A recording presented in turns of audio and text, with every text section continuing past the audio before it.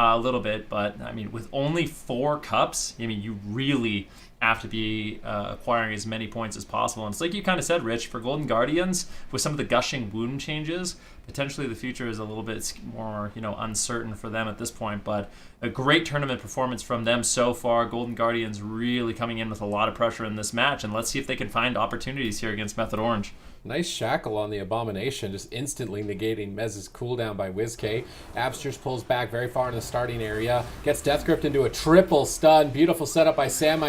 I-beam across the board. Abster holds onto the Avenging Wrath, trying to reposition, although a bit difficult on hook point. Going to be moving towards center field. Peekaboo marches at Sea-Doo. He got Sea-Doo's trinket on the blind. He swaps instantly for a kidney shot. Who's going to back up Sea-Doo during the stun? He Fort Bruised the stun, so he's taking a lot less damage. And it doesn't look like the Golden Guardians are going to commit to it. They know that they're not going to kill him through it. WizK gets blasted. Huge pressure over there. Void Shift.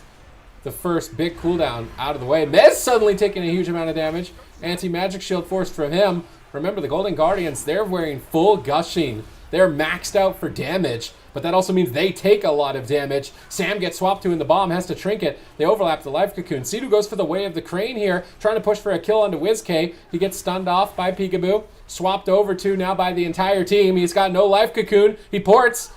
Will Peekaboo be able to get on target? He trinkets the Imprison to go for the kill. They're on match point. Golden Guardians looking to make it to top 4. Anti-Magic Zone denying the kill for a few moments. Sea-Doo gambles the Dispelling Ring of Pieces Peekaboo away, but he gets kicked. He's Cloak of Shadows in for the kill. Darkness is holding on at 1%. Darkness is not. Oh, Mind control comes through. Golden Guardians go full offense. Here's when it heals, but you would know from Tiger's Lust, right? So if you Tiger's Lust in Spite, it doesn't remove Spite, right? No, it doesn't.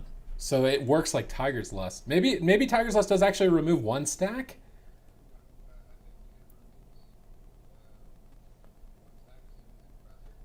It immediately gets reapplied, yeah. Oh no, oh no, oh no. Oh no, sapped in cat form. Oh, you don't want to be sapped in cat form. He's standing in the purple circles. He trinkets into a reset. It's dead. It's dead, I think. There's no way. They just press every button. Just press every button. He's dead. How are you going to make it out alive? Hammer of Justice nailed in here. You can't get sapped in cat. It's over. The game is over if you're sapped in cat. Talking about the last game and they're already dead. Well, I was going to say, I mean, here's the thing. Method Orange, the only win they were able to pick up was as Warrior, Mage, Mistweaver, Monk. That is going to be their blind pick once again for Cloud9. There's absolutely no reason they would ever change their composition in a million years unless they start losing. And sometimes even when they're losing as Mage Lock, they refuse to change. So we'll see. Method Orange, the one win they were able to pick up was through all-out pressure on Chanimal. It seemed like they were reluctant when they played against them on Tolvaron Arena to actually go after Chanimal again. But we'll see. I mean, this is going to be a rematch, a best-of-7 series to determine our first North American champions. All right, already not a great start here. Sea-Doo is feared. Mez is at 50% health and dropping. Spell Reflect out of the way as well as a Life Cocoon. Polymorph now on Sea-Doo, Fear on Sam. Cloud9 are executing excellently on their crowd control. They're going to swap to Sea-Doo potentially in midfield. They got him locked down in the stun. Unfortunately, not finding any damage. Now Wealthy Man on the back foot. Method Orange looking to counter assault. Cubsy in a leg sweep into a Polymorph. Wealthy Man still hovering at 70%. Sea-Doo gets spell locked. Chanimal with a big Chaos Bolt towards him. Huge pressure! Huge snipe by Wealthy Man. Blinking around the corner and just eats Sea-Doo up. I thought Cubsy was going to do something to Sea-Doo there for a second when he rolled right on top of his dead body. Only H-Pound without any ineffable truth. Yeah. He's going full out Versa. The parties I was talking to in Europe yesterday said that they at least want to go for 4 pieces and get 120%, and that's supposedly some breakpoint. But we got an opener here. Let's get it, boys. All right, stun lock onto 2 players, but no follow-up crowd control from the Golden Guardians. Brain repositioning away from WizK, but silenced. How much can they get from the kidney shot here? Holy Avenger activated from Brain. He's going to get a lot of extra haste from this. Now charging in on his Divine Steed. He walks right into a Psychic Scream from WizK. WizK breaks out of crowd control to secure that. Peekaboo moving in as if he wanted to try and sap it. Maybe he's just switched to Brain a little bit. We see Ceralium pulling back to the pillar. Peekaboo pushing forward. Is he going to keep going after Ceralium? If Drake rolls over here with a leg sweep. Actually, no leg sweep. Peekaboo has free reign to go where he pleases. Absurd's looking for a cheeky Hex. Finds that on Drake while the mage is stunned up, but now in a paralyzed Hammer of Justice. Polymer follow-up. This is the scary moment whenever Peekaboo is in a Hammer of Justice. He can just get deleted. Okay. Goodbye. Will it be enough to dismantle Cloud9 and tie up the series, or will Cloud9 find themselves on match point? Here we go. Definitely. Go ahead. I was say, here we go. Smexon charging in right away onto Wealthy Man on that Fire Mage. I'm curious to see how Goreki's going to navigate this game with the Restoration Shaman. Already caught into a Seduce. Chun-Li has been isolated. Cubsy wants to roll in for a leg sweep pretty soon. Is he going to be able to get in range? Rolls up to Goreki. Goreki pre-walls the Greater Pyroblast, but now he's feared. His Healing Tide down. It's picking up the team. He anticipated the attack on himself quite effectively. Cubsy feared off. Big Drestagath pounce onto Ultimate. Double Drestagath, but the second one hits into the Life Cocoon. Going to be totally negated. Now that those Drestagaths are on cooldown, I would like to see Cloud9 get aggressive. Yeah, nice double stun coming in from Cubsy. Let's see what Cloud9 can really get done. When that combustion is rolling for Wealthy Man, that's the scariest moment of the game for Space Station Gaming. The one nice thing is Goreki, he has a lot to deal with it, and there's big burst damage right now onto Wealthy Man. Goreki has to use his Gladiator's Medallion. Chun-Li basically forced to use everything. And that wasn't even the combustion. I mean, that was the Dark Soul from Channel, but no combustion has been traded out. Without Goreki's Purge, I think it's going to be really scary. I mean, if they can get a nice setup on Goreki here, a leg sweep into an Infernal Stun, a Mortal Coil a little bit later on, I think Goreki could definitely be in a lot of trouble. And so far, I mean, Space Station Gaming, they're trying to come up with something. If it'll work, I mean, definitely remains to be seen. But I'm glad that they're not willing, or that I'm glad that they are willing to risk it a little bit, because they need to come up with something kind of off the wall. I mean, no one has been able to beat Cloud9 with this composition. Here's a nice little setup, though. Coming in, Chanimal, finding the Seduce, fearing up Chun-Li, Polymorph on Smexon, and that's the thing. I mean, anytime you see Cloud9 is in trouble, they're able to just basically freeze the game.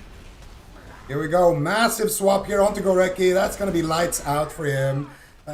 Actually, the real estate of pieces compared to the corruption budget, and where you want to try to get your damage, where you want to try to get your survivability. But now let's see what all that gear actually has to say as we touch down into the second game. Turtle leads by 1. Let's see who Unitas decides to open up. It looks like they're going to be going after Dilly once again. Early fear on Gex. Nice setup. Dilly down to around 50% health. The Vitality Conduit from Gex should easily be able to bounce his health back up, though. That was a Dark Archangel push from the team of Unitas. CMD now under fire. Uses the Temporal Shield, trying to survive, trying to hold on to that Cauterize and that Ice Block. Can he? Oxygen has to use something. Trades out the Vitality Conduit. Just such a strong essence. And really just bounce your health back after a big, strong go from the other team. And because of that essence, both teams should be fine in the opener.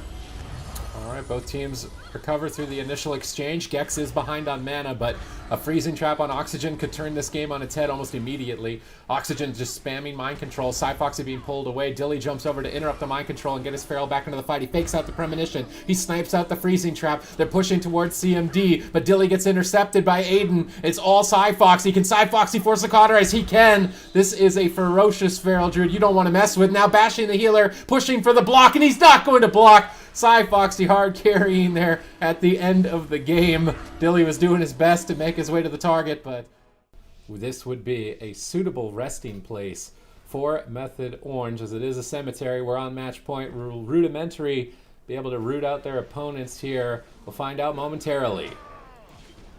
We'll have to see what they decide to do. I really think it's likely Rudimentary just goes after C2 again in this matchup, but big damage incoming. Magnus and Valido already just getting down so low. Mez and Sam putting out tons of damage. Zach gets interrupted. He didn't have to play catch-up, but it looks like the healing from Valido, from Magnus, from Zach is enough to stabilize, but what an opener there for Method Orange. Oh, C2 getting connected too, interrupted with the Mind Freeze from Valido. They're trying to stay on target. He double Chi Torpedoes back to center tomb. Zach goes after him a little bit, tickling him with the Rising Sun kick, potentially looking for a Ring of Peace to knock him back into the clutches, but Mez is in trouble. C2 gets pummeled. It's match point.